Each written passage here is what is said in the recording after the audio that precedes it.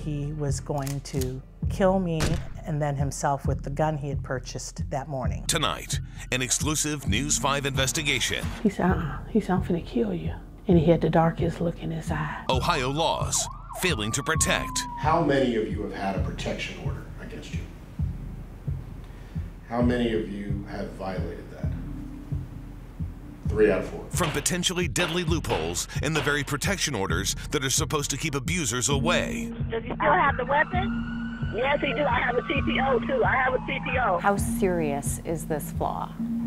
I think it's very serious. To just how easy it is for abusers to get their hands on guns. And at the heat of the moment of an argument, you end up shooting her and anybody else around. Our year-long investigation found that lax laws are leaving women across Ohio at greater risk for injury or death. We don't have anything else in the law that allows for them to go to somebody's home and say, you have weapons, I need to get those weapons.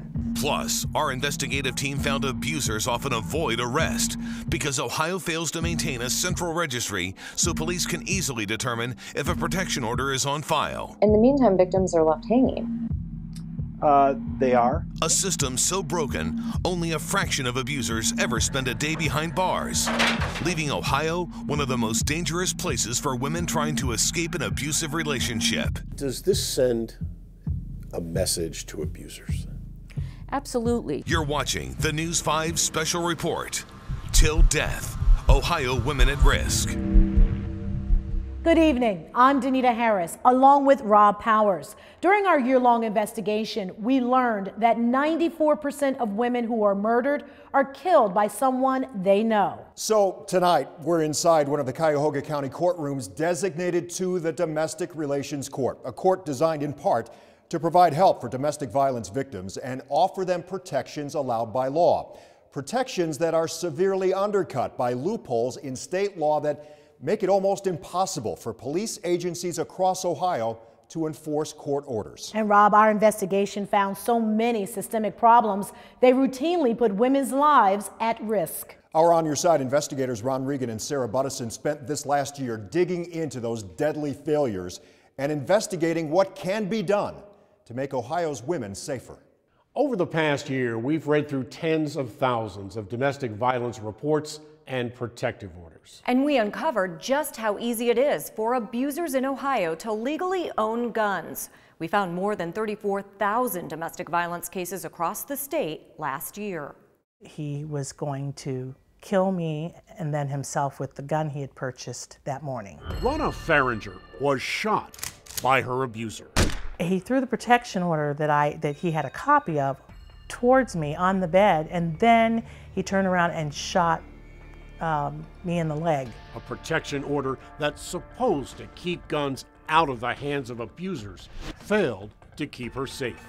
They're issued by judges who, with the check of a box, can ban abusers from entering homes, order keys be surrendered, or guns turned over. Did it keep a gun out of his hands? And it did not keep a gun out of his hands because he went and purchased one. Purchased from a gun collector, where background checks are not required.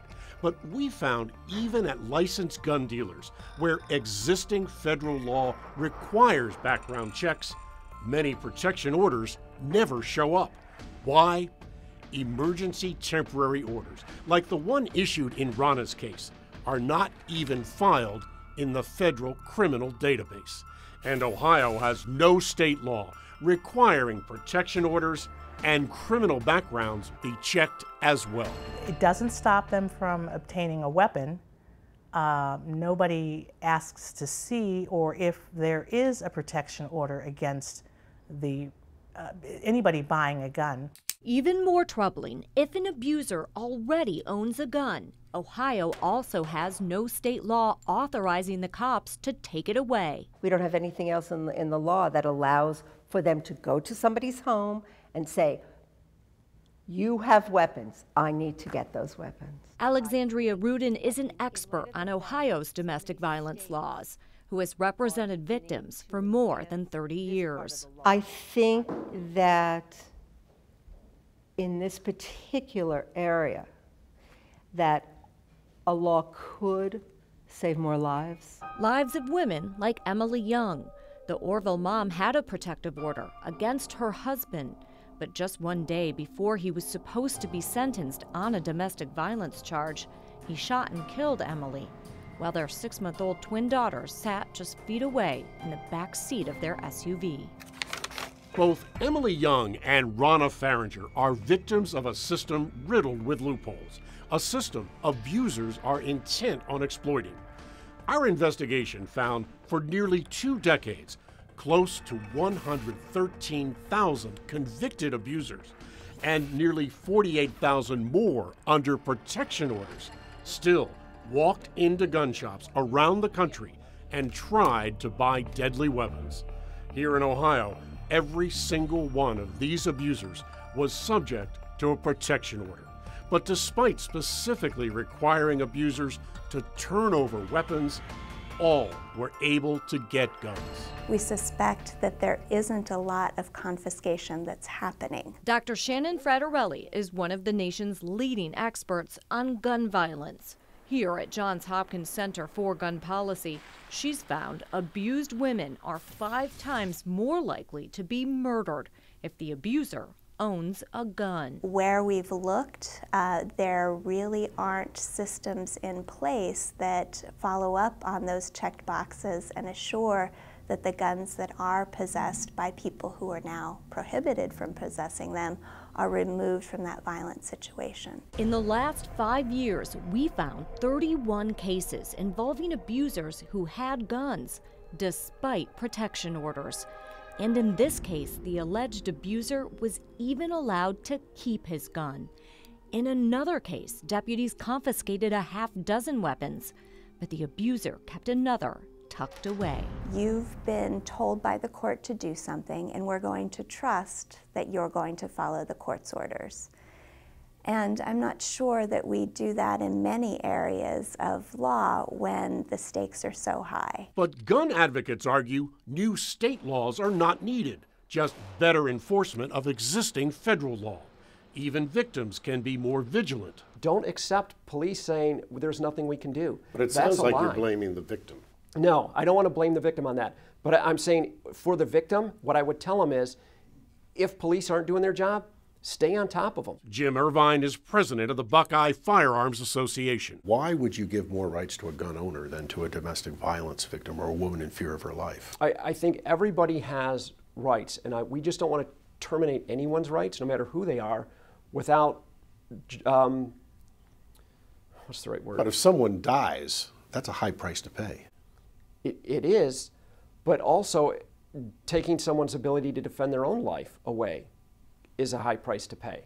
A very high price. Ohio's Domestic Violence Network tells us of 101 fatalities, 70 were caused by guns in the last year. And our investigation doesn't end there. We've found temporary protection from abuse orders don't protect like they should. We break down the critical flaw in the state system that allows abusers to continue to contact their victims, contact that can turn deadly.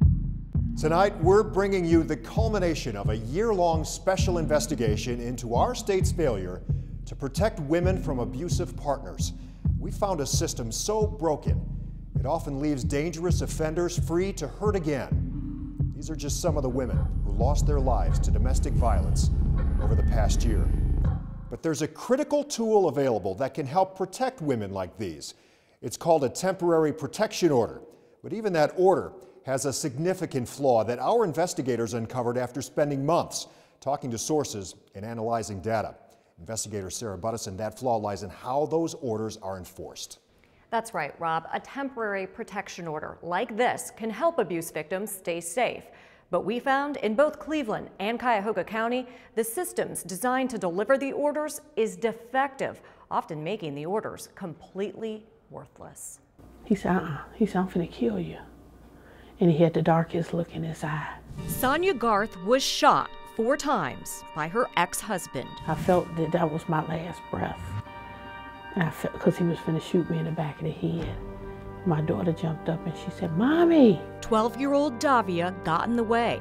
Rufus Gray turned his gun on his stepdaughter. The first bullet hit a window.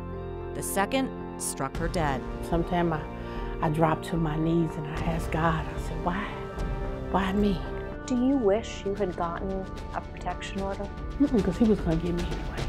You've probably heard a protection order can't stop a motivated killer like Rufus Gray. Here's what you don't know. Experts agree it is a critical tool that can help women escape violent relationships. But our 5 on Your Side investigation found so many serious, systemic flaws.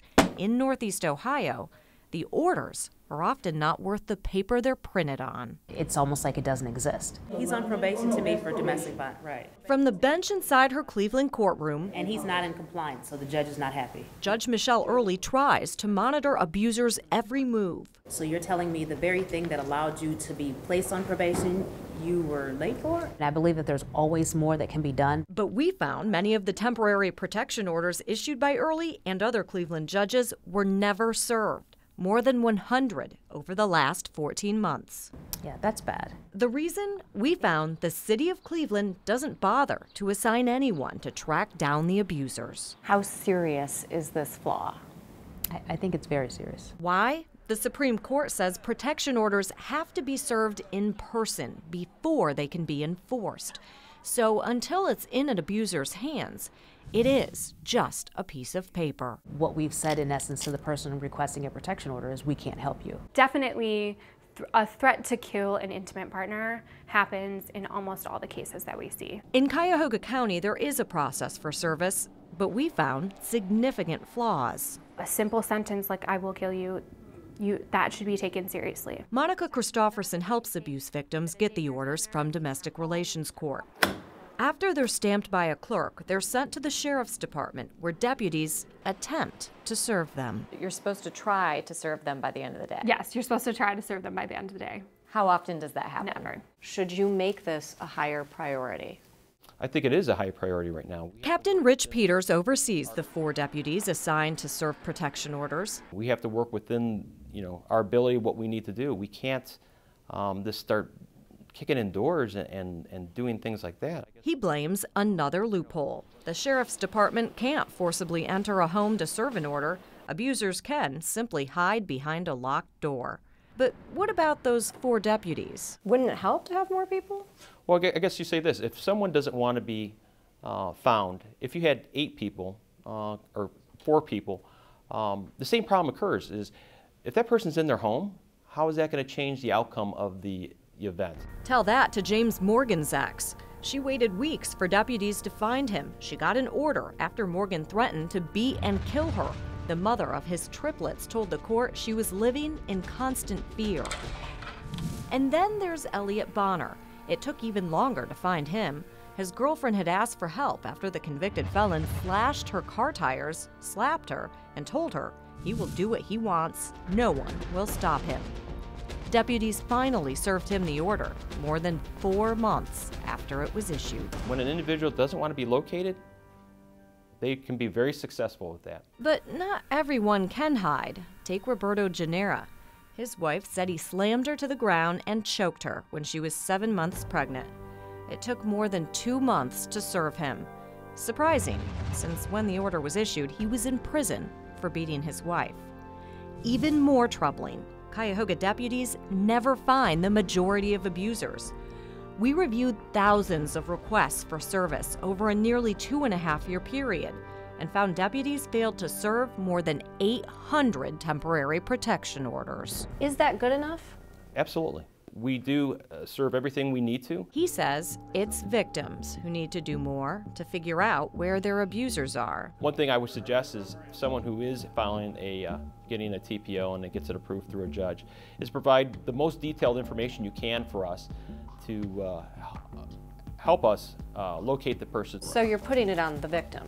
No, not at all. The system is messed up. Over the years of their tumultuous relationship, Sonia says Rufus Gray would just ignore orders to stay away from her. First thing they'll say, oh, I didn't get nothing. I didn't know I had this on me. Now sentenced to life in prison, she is finally free from his grasp. Anything with the angels. For every moment that my heart aches for, I have to get something. She finally lives without fear. I miss her. I really miss her. But Davia paid the price. He just wanted to destroy me any way he did. In spite of those serious flaws, experts say domestic violence victims should still seek temporary protection orders. Here's why. Even if the order isn't served, police can still force an abuser to leave if he shows up at his victim's home. But once a woman does file for that order, she has to be on alert, because a woman is most at risk in the hours immediately after she files for a protective order. Chief Investigator Ron Regan learned that's because their abusers can still buy guns. Well, that's right, Danita. We found half of Cuyahoga County's protection orders are never even served. As for the other half, abusers have a deadly window with an opportunity to buy a weapon. My husband has pulled a gun, hit me with the gun. It's a gun in the hands of a suspected abuser. Does he still have the weapon? Yes, he do. I have a TPO, too. I have a TPO. She obtained this emergency protection order just weeks earlier, but Darian Amir Coleman was never ordered to turn over his weapons. A key section left to the judge's discretion was left unchecked. He busted me right here with the gun. My face is messed up. And because it's an emergency temporary order issued without Coleman being present, it's not required to be entered into a national crime database. That means Coleman could walk into any gun shop in the entire country and legally buy as many guns as he could carry. A loophole domestic violence advocates say is deadly. The very most dangerous time for victims is at the time, not just of separation, but when they reach out for help.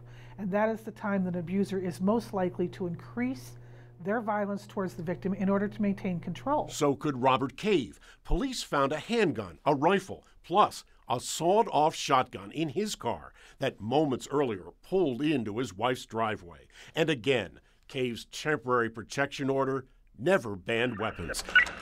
And so could Preston Robinson. The weapon ban on his temporary order went unchecked as well. And just weeks later, his ex-girlfriend told police Robinson pulled out his handgun and was going to empty the entire gun if she called police. But we found something even more alarming, a deadly window of opportunity between the moment an emergency temporary order is issued and a full hearing where a suspected abuser is present. 10 days for Cave, almost 3 weeks for Robinson. So those perpetrators that are likely to use guns or seek guns, have all the ability in the world to be able to get a gun during that time. It could be days, weeks, months, even longer than that. Ron Kennedy's sister was shot to death by her abuser. Hudson 911, where is your emergency? Christy Bice was murdered by her husband, who then killed himself. Christy had taken out this emergency protection order last January, but 13 days went by before a full hearing was held. And remember, only abusers who have full hearings are banned from buying guns at federally licensed gun shops. In Christy's case, every day that went by without that being a full protection order was another day for her abuser to legally buy a gun. Correct. And this is leaving women at great risk. That's correct. 2 months before Christy was shot to death, Stephen Bice opted to legally purchase a gun outside a gun show from a private seller. So how easy is it for abusers to buy guns? Inside Ohio's jails and prisons, if you have a protection order, you shouldn't be allowed to purchase or carry a firearm at all. I believe that too. loopholes like we just showed you are no secret. How many of you have had a protection order against you?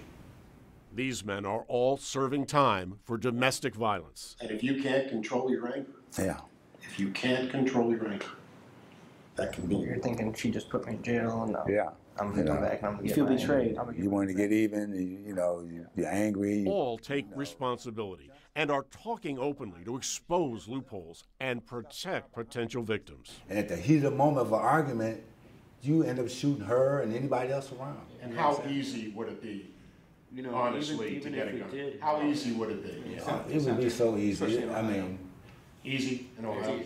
If you don't have a felony, like you said, you can just walk into a gun store and buy one over the counter. Even so, when it comes to outlawing gun sales as soon as an emergency protection order is issued, the National Rifle Association argues the rights of suspected abusers trump the rights of potential victims. These temporary restraining orders are based simply on a brief statement by an accuser. So the individual accused, who's in jeopardy of losing their Second Amendment right to keep and bear arms, they don't have an opportunity to go to the judge or to tell their side of the story. And we're very concerned about that. A life lost, a family shattered. An accused abuser murdered the mother of his twins after she obtained a protective order against him. If there was a database that had all these protection orders in, would things be different? You're watching the News 5 special report, Till Death, Ohio Women at Risk. Already tonight, we've shown you the fatal loopholes that leave women vulnerable, protection orders that are never served, and accused abusers allowed access to guns even after those orders have been served. The loopholes tragically exhibited during the murder of Emily Young, a woman let down by the system. The father of her twins shot and killed Emily in front of their children. Her death and the warning signs missed were so egregious, they sparked our year-long investigation into Ohio's domestic violence laws. And Sarah Buttison, it prompted her mother to call for change. Danita, Emily Young knew her life was in danger, so she got this protection order. But it wasn't enough because of a dangerous flaw in the system. So things had continued to escalate. Debbie Young lost her only daughter. But I still never dreamed what happened on January 7th would happen. To domestic violence. I remember feeling all the blood draining from me. Larice Wally Woods shot Emily Young inside her SUV. Their twin baby girls were in the back seat. I still didn't get the opportunity to hold her hand and to tell her what a wonderful daughter she was, and that I would take care of her babies. Are you looking for your baby here? But that's not all that haunts her. It's got to be something with the system, period. Just weeks before Wally Woods shot Emily, he was accused of raping another woman in Wayne County. But instead of being kept behind bars, he bailed out of jail for just $500. The reason? Prosecutor Dan Lutz told us he had no idea Woods was also facing charges for abusing Emily in Medina County. If we had had that report, which we did not, and we read the allegations in that report, would we have used that to factor in recommending a higher bond? Yes, that's true. Just as troubling, Lutz also had no idea Emily was so scared for her life, she got this civil protection order. Shouldn't the prosecutor have known about this order? I believe not. Captain Doug Hunter is with the Wayne County Sheriff's Office, which serves civil protection orders. He told us there is no system that requires them to alert prosecutors or anyone else after they hand an abuser one of these. If there's an abuser and he wants to kill a woman, shouldn't we be doing everything we can to make sure he doesn't? And I think we do that. And how can you say that when we have systems where you don't even communicate to each other? There is nothing to communicate. Even though it'd be pretty easy, the sheriff's office, a short walk from the prosecutors. If there was a database that had all these protection orders in, would things be different? Debbie will always wonder. If there needs to be a change in a law or something, that is something that would make my heart heal a little bit. Wally Woods was sentenced to 23 years behind bars for killing Emily and the sexual battery charge. We found nearly 700 cases of domestic violence in Cuyahoga County alone last year, and almost all had one thing in common. The abusers barely spent any time behind bars. We're digging into the reasons when Till Death, Ohio Women at Risk returns. Thanks for joining us for our News 5 special investigation into Ohio's domestic violence laws, from a failure to serve protective orders to a failure to prevent abusers from buying guns. Our investigators learned the state's systems are so poorly set up, they actually put women at risk. And so far tonight, we've heard from the mother of a murder victim gunned down by the father of her children. But a surprising number of violent abusers are rarely sent to prison or even spend a day in jail. Ron Regan investigated nearly 700 cases filed here in Cuyahoga County and made the disturbing revelation. That's how many abusers we found were charged with felony domestic violence last year. But 1 of every 3 never spent a day behind bars. And when I opened the door, he came flying through the door and he threw me against the wall. She's describing a terrifying night in 2014. Her abuser, now inside her home, had a long history of abusing women, running one off the road, grabbing another by the throat. On this night, she was next. I couldn't even scream because I couldn't even breathe. By now, her abuser knows exactly how to game the system. Probation in a 2010 case. So 5 months later, he abuses another. And after just 30 months in prison, he strikes again. And he had this look in his eyes that I've never seen. So we tracked every abuser in every felony domestic violence case filed last year in Cuyahoga County, nearly 700. We found 8 out of 10 repeatedly abused women, and punishment often falls far short of the crime. He puts his hands on my throat and he lifts me up and he starts squeezing me in my throat. Choking you? Choking me. Around my throat. He was holding me with one hand and holding my throat with another. Seconds later, slamming her beloved dog into the wall. I'm going to die. My dog's going to die.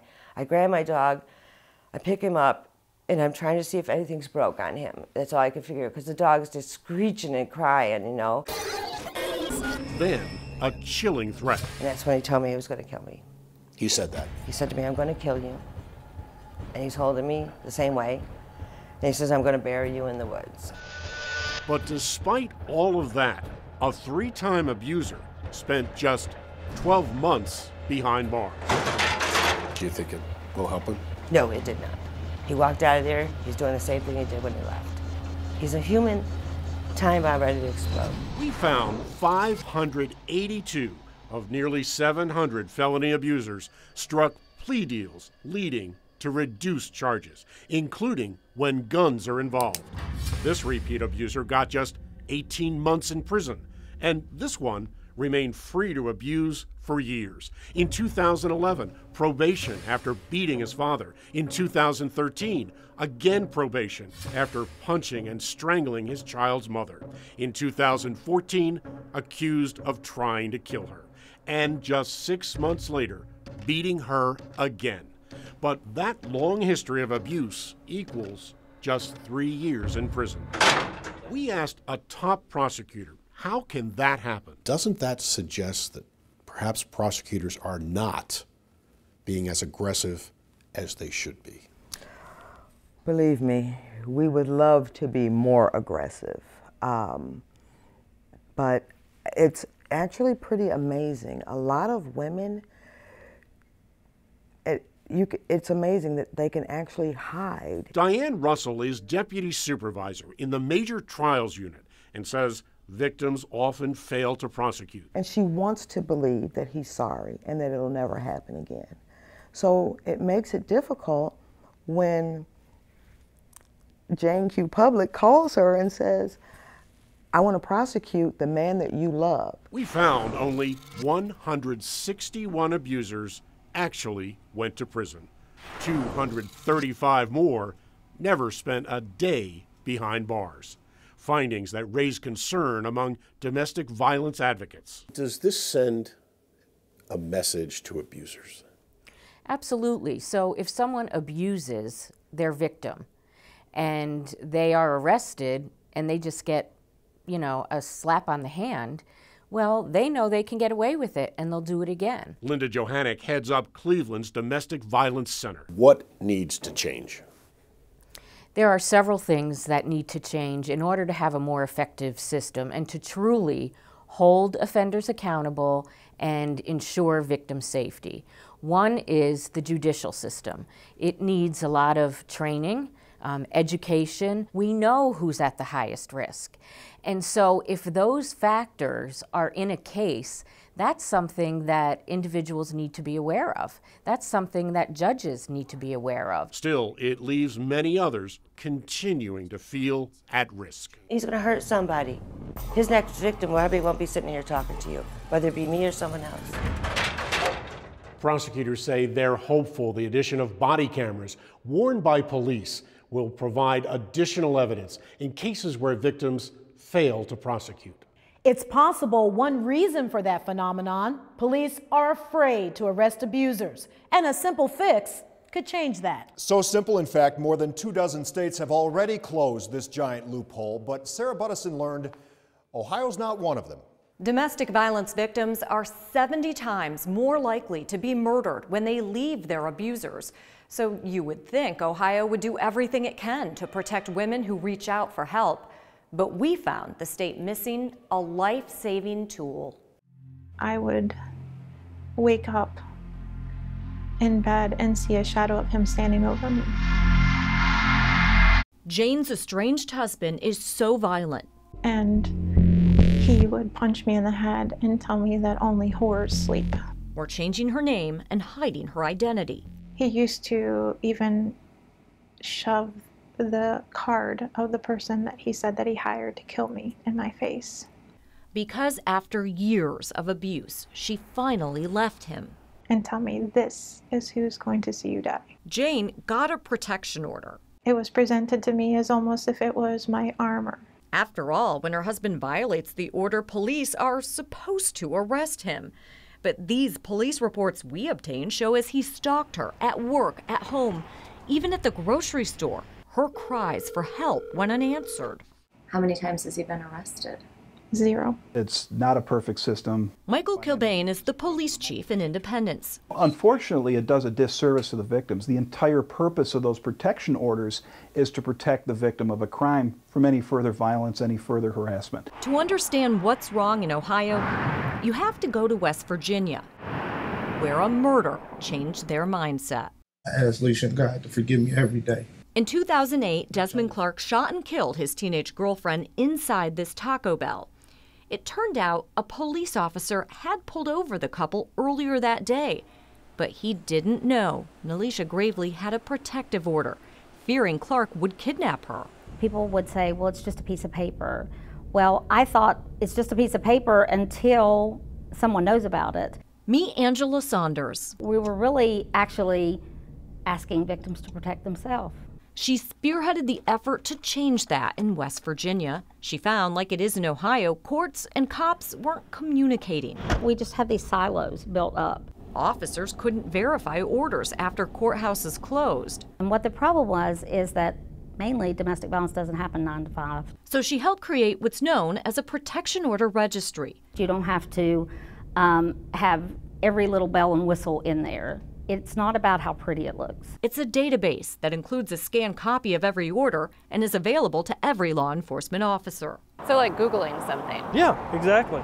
It's very similar to that right there. Like Corporal Tony Crego. You pull this up and that's all you need to make an arrest. Exactly. West Virginia's not unusual. On Your Side investigators talked to officials in all 50 states. We found 29 have protection order registries or something similar. Before the registry, to be honest with you, a lot of times officers would not enforce protective orders. What stopped them? Fear of making a mistake. Are officers more concerned about making a bad arrest than protecting a victim? I think a lot of times, yes. As bad as it sounds, the courts tend to favor the defendants. The courts tend to favor the protection of the defendant's rights more than the safety of a victim. And officers are aware of that.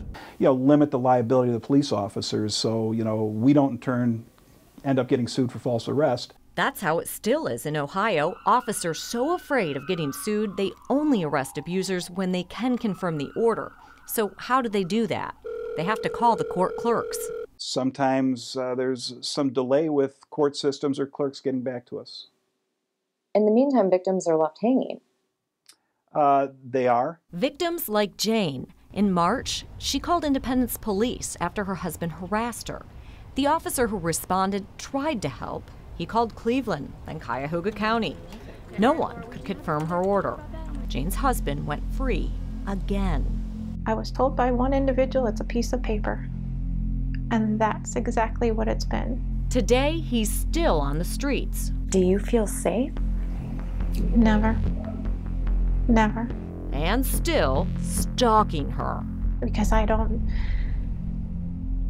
know what safe means any longer. After we started asking questions, independents took another look at Jane's complaints. Her husband was arrested for violating her protection order 6 months after her initial call for help. So what are our lawmakers doing to protect women? There have been proposals, but none of them has gone anywhere. So our investigators go back to Columbus to hold the powerful accountable, asking them to help the powerless. Till death, Ohio women at risk. Tonight, our special investigation reveals the dangers facing women who try to escape abusive relationships. Ohio has no cohesive registry that alerts officers when there is a protection order against an abuser. In many cases, those orders are never even served. And if they are rarely enforced.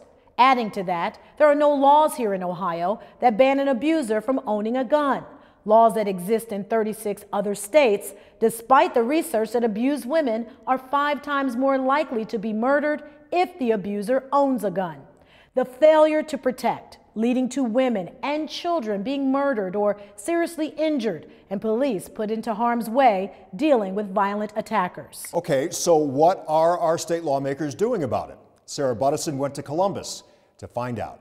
Many of the reforms we've called for tonight require changes in state law. We took our findings to members of the Ohio Senate's Criminal Justice Committee, a committee focused on issues like domestic violence, including extending the right to receive a protection order to unmarried couples. Thank you for doing your stories and for being concerned about our citizens the way that you are, and calling these things out and identifying them as issues. Ohio Senator John Eklund is the committee's chair. We showed him our findings, which underscore the need for significant change in Ohio. This is not something that we cannot do, and it's certainly something that we ought to look into. Eklund was especially concerned when we showed him how tough it is to enforce protection order violations. A problem other states solved by creating a registry that instantly provides law enforcement with information about abusers. As a result of our investigation, he pledged to take steps that could lead to legislation, the creation of a registry, and further protections for domestic violence victims here in Ohio. If people are being hurt when they could have been helped, then it's terribly important that we consider a registry, it seems to me. We will continue to advocate for effective change, and we'll keep you informed about every development. Despite the slowdown in Columbus, our year-long investigation is sparking changes. As we mentioned, Ohio Representative Nikki Antonio introduced a bill to keep guns out of abusers' hands. Governor Kasich signed a law that protects victims' personal information from abusers, and there are renewed efforts now to establish a protection order registry in Ohio. And of course, our investigation is not over. We will continue to hold our lawmakers accountable, investigating abuse cases and asking why the system continues to fail our women. And if you want to see just how our state stacks up, go to our News 5 app. We have an interactive map that shows how other states enforce protective orders, and you can compare them to Ohio. And we want to hear from you. There's a place on our app where you can tell us your experiences. So thank you for joining us tonight for Till Death, Ohio Women at Risk. I want everyone to be hurt and angry that this situation happens. And we're not the first people this happened to. And we probably won't be the last. A 7-week-old girl survives a deadly nightmare tonight. Her family speaks out for the first time about domestic violence that triggered a dramatic Amber Alert. The 22-year-old mother pleaded for her life as she was shot to death while her baby was in the backseat of her car. Her assailant shot himself after leading police on a high-speed chase. On your side, Chief Investigator tonight, Ron Regan joins us. Ron, you spoke exclusively with the young mother's family. Well, that's right. All of this triggered an Amber Alert last week. But more than a full week later, family members are convinced there are plenty of unanswered questions about what really happened that night. I want everyone to see this baby girl. I want them to know that her mother could have been here if it wouldn't have been for multiple failures of police agencies. Kevin Peake is holding his 7-week-old granddaughter. Little Kinsley survived a murder-suicide that left her mother, 22-year-old Caitlin Carroll Peake, dead of gunshot wounds. 20-year-old Dakota Stiegel later shot himself after abducting the baby, then leaving her with his family. Caitlin's aunt says there are still too many unanswered questions. We don't know where Dakota got the gun. We don't know how Dakota got to her house that day because he didn't drive and he didn't have a vehicle. Tricia Carroll says Caitlin was living in her own apartment and had broken off the relationship with Dakota months ago. Plus, she's convinced her niece would never have willingly left her apartment that night.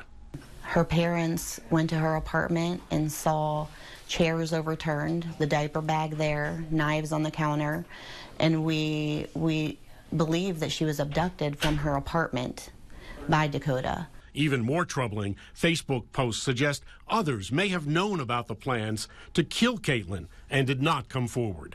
One said, "He told me he was going to." Another asked if they knew if anyone was selling a strap, slang for a gun. Now, Caitlin's family is caring for her 7-week-old baby girl. They say looks exactly like this 7-week-old family photo of Caitlin. I want everyone to call. I want everyone to figure out why there were so many failures on my daughter's case. I wasn't just her aunt, she was my friend. And I'm gonna miss her so much. Well, Caitlin's family is most concerned that Mansfield police have not fully investigated what happened and if anyone else was involved. A candlelight vigil is being held tonight in the Mansfield area. I'm Chief Investigator Ron Regan. An exclusive On Your Side investigation, an Amber Alert that ended in tragedy. And a trail of clues that should have stopped it. Chief Investigator Ron Regan uncovered a massive failure by police, prosecutors, and the courts. Well, that's right. She was a young mother shot to death, her baby kidnapped, an ex-boyfriend on the run. But who killed Caitlin goes far beyond pulling the trigger. 911. We think our daughter's missing. 911, what's your emergency? Okay, where would your daughter go? Go ahead. We rushed over to her house and she's not here. Hello, 911. Caitlin was just 22 years old. Then she hung up. And then she barely hung up. Her 7-week-old baby girl in the back seat. And Caitlin's ex-boyfriend. We have a lot of history with this guy. About to make good on a promise. She was shot? Yes, she's out. Okay, she shot her at least 5 times. Okay, he shot her 5 times. You saw him shoot her.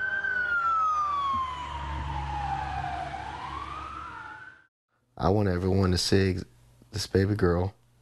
I want them to know that her mother could have been here if it wouldn't have been for multiple failures of police agencies and people just continually looking the other way. Looking the other way, time and time again. Our investigation found the path Dakota Stiegel pursued for years was as deadly as the road he traveled last March, when finally striking again for the last time. So the day I die, I will carry in my heart that my baby got horrifically murdered for no reason. Caitlin's father now has custody. Stiegel committed suicide, but we found a pattern of violence allowed to continue for more than 2 full years. Who's trying to kill you? Caitlin first calls for help November 2014. My ex-boyfriend trying to stab himself and he was had me down on the ground trying to stab me also. Stiegel left behind his blood-soaked sweatshirt and a terrified Caitlin. What's your name, honey? Caitlin. Caitlin? Yeah. Stiegel had stabbed himself in the chest. He was committed for a mental health evaluation. 3 months earlier, at the county fairgrounds, he was arrested for throwing chunks of concrete in a crowded parking lot. But Stiegel's explosive temper would surface again and again. Almost certainly. I mean, there's been many threats from Dakota on Kate's life. Caitlin's aunt remembers one of them. I'm going to make you lose your job, then I'm going to kill you, and then I'm going to kill myself and I'll be done. That's what he told her. By 2015, arrested again, trying to steal wine. Then, a few months later, Stiegel explodes again in a drunken rage, punching Caitlin in the left eye. In May 2015, she files for this protection order, telling a judge, "I don't feel safe." Instead, Stiegel was allowed to roam free. The warrant never served. Records show deputies made only 4 tries, then gave up.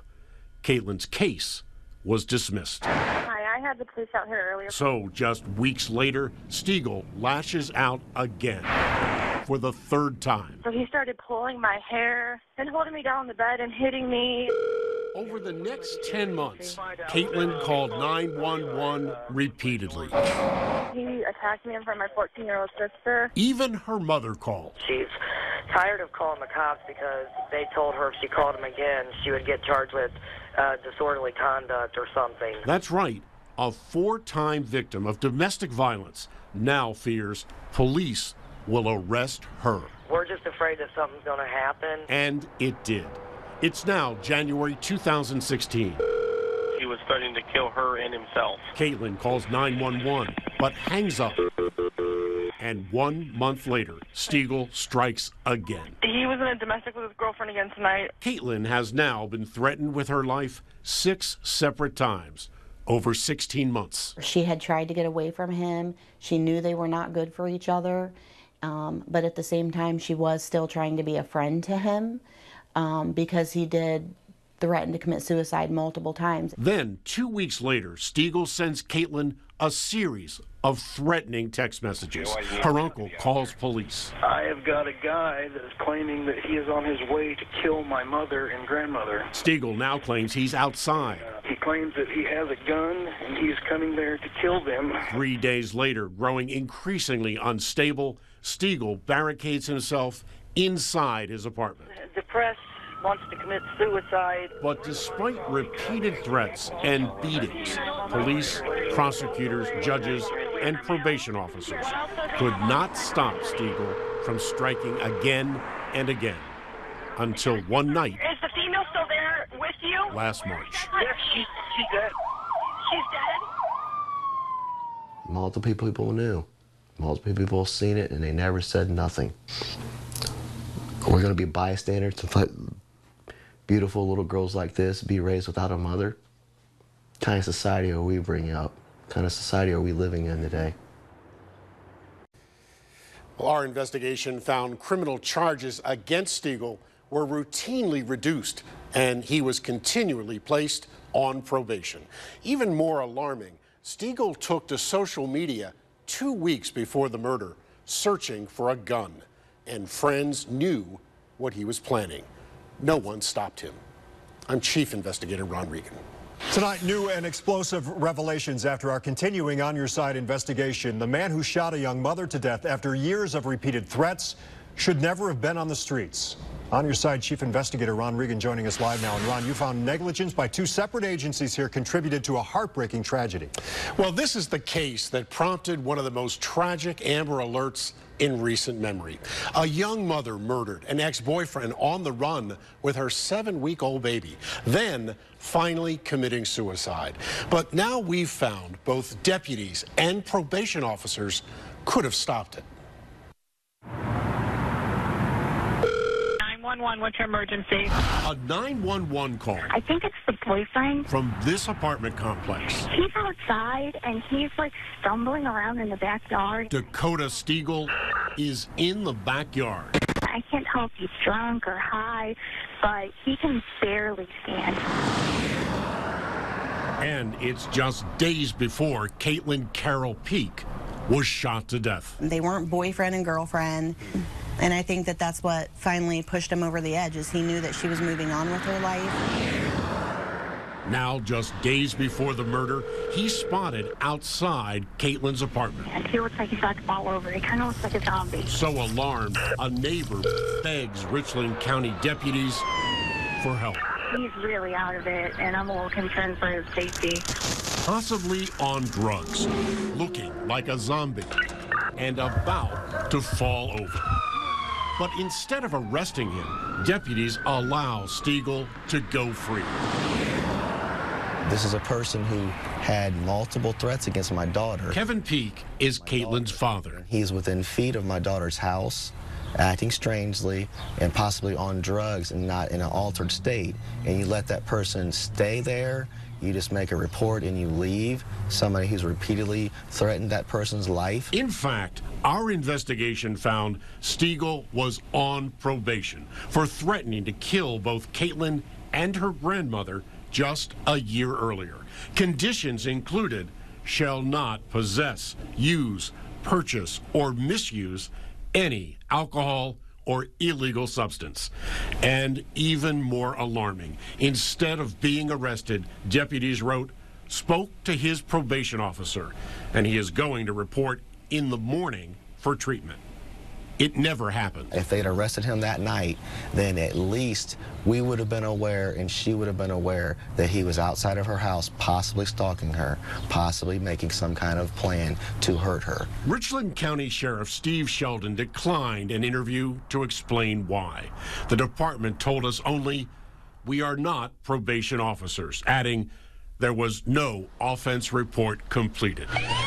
Why didn't they take him in? Caitlin's aunt Why didn't they arrest him? is confused and angry. He was in trouble over and over. He threatened Kate over and over again. At what point do they consider that urgent? Probation officials also refused to explain why Stiegel was never apprehended for violating probation and placed in treatment. You are asking for detailed information and not subject to public records. But for Caitlin's family, it's a massive failure that allowed Stiegel to remain on the street. There's no doubt in my mind that, you know, from this moment on, once he had that thing, he started enacting the plan to murder my daughter. And it was a plan that was finally carried out just a week later. Now, tonight at 11, the family of Dakota Stiegel speaks out for the very first time about other significant failures that led to a tragedy that never should have happened. I'm Chief Investigator Ron Regan.